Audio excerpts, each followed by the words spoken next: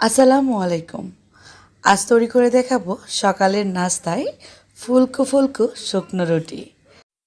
তুলোর মতো নরম হবে এই রুটি আর সারাদিন থাকবে তুলতুলে নরম। আটা দিয়ে তৈরি হবে আজকের শুকনো রুটি।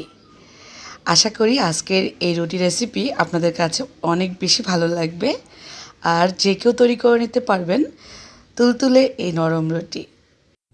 সকালের নাস্তায় ডাল ভাজি নিহারি বা যে কোনো সাথেই খেতে ভালো লাগবে। এই রুটি একটা খেলেই পেট ভরে যাবে, ঠিক এমন রেসিপি হবে।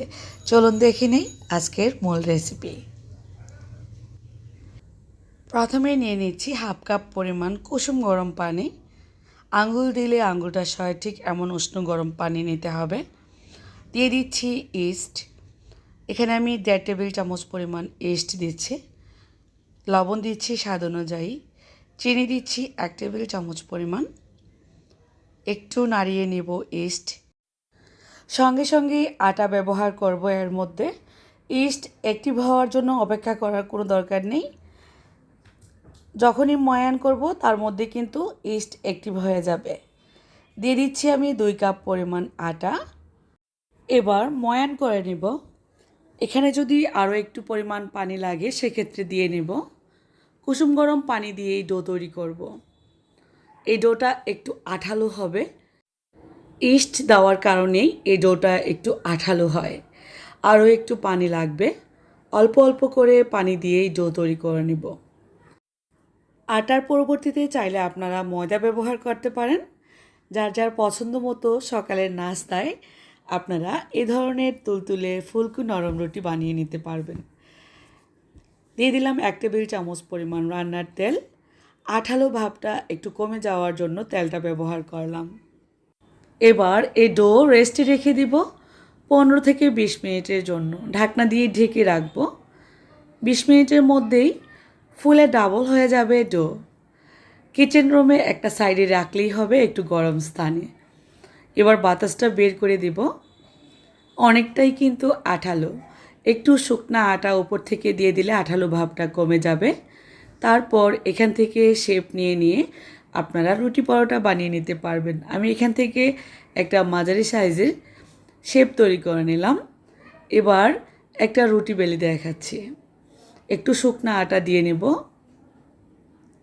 শুকনা আটা দিলেই আঠালো ভাবটা কমে যাবে। আবারও বললাম, রুটিটা আপনারা চাইলে কিন্তু হাত দিয়ে চেপে চেপেও বানাতে পারেন বা বেলুন দিয়েও আস্তে আস্তে আলতো করে এভাবে করে ঘোরালেই রুটির শেপ তৈরি হয়ে যাবে। রেগুলার যে রুটিটা আমরা বানাই অত পাতলাও না অত মোটাও না, ঠিক এমন একটা রুটি বেলে নিলাম। এবার মিডিয়াম হিটে তাওয়ায় দিয়ে দিচ্ছি রুটি। 1-2 বার এভাবে করে উল্টিয়ে দিব। আপনা আপনি রুটিটা ভেতর থেকে ফুলতে শুরু করবে। এই তো, লক্ষ্য করলে বুঝতে পারবেন। এই রুটি ছেঁকার সময় চাপাচাপি করার দরকার হবে না বা আলাদা রকম কোনো রকম ন্যাকড়া লওয়া লাগবে না। সুতি কাপড় দিয়ে আমরা অনেক সময় চেপে চেপে রুটি ছেঁকে নিই, সেটা করা দরকার নেই। হালকা আলতু হাতে এভাবে করে একটু কাঠির সাহায্যে চাপ দিলেই কিন্তু রুটিটা চতুর্দিক থেকে ফুলকো হয়ে যাবে। এই তো, টুপির মতো ফুলবে এই রুটি। তারপর উল্টিয়ে দিচ্ছি। এই রুটিটা সহজে ফুলা কমবে না। হয়ে গেল আমাদের একটা রুটি ছেঁকা। এই প্রসেসে সবগুলো রুটি ছেঁকে নেব। আটার তৈরি নাস্তাটাই আমরা সকলে আসলে পছন্দ করি। সেজন্য আটা দিয়ে তৈরি করলে মনে হবে যে আমরা রেগুলার নাস্তায় যে রুটিটা খাই সেই রুটির মতনই হবে।